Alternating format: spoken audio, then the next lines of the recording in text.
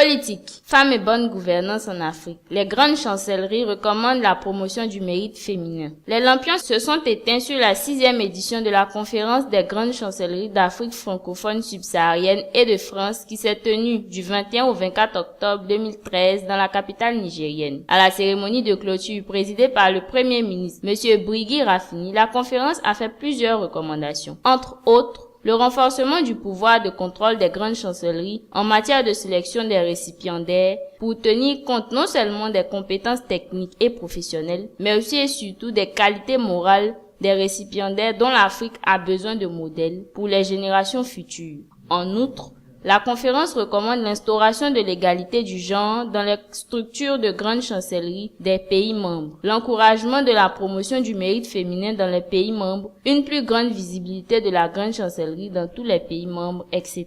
Il faut rappeler qu'une dizaine de grandes chancelleries a fait le déplacement à Niamey. Le thème « Bonne gouvernance dans l'espace des grandes chancelleries d'Afrique francophone subsaharienne et de France, le rôle de la femme » a fait l'objet de communication par deux éminents universitaires nigériens en sciences plénières. Les docteurs Aïssatou Kindo et Moussa Yaha ont démontré le rôle primordial de la femme en tant qu'éducatrice, gardienne de l'ordre moral et actrice incontournable du développement. En plus, il a été retenu que la femme est un maillon essentiel de la bonne gouvernance qui suppose l'utilisation transparente et équitable des ressources économiques et humaines pour un développement harmonieux et durable. Car il est de notoriété que les femmes en général sont meilleures gestionnaires, moins inclines à la prévarication et au détournement de biens communs. Les grands chanceliers ont été faits commandeurs de l'ordre national du Niger par le Premier ministre Brigui Rafini au nom du chef de l'État, grand maître des ordres. Sollicitée par la presse nationale et internationale locale, Madame la grande chancelière a animé une conférence à l'hôtel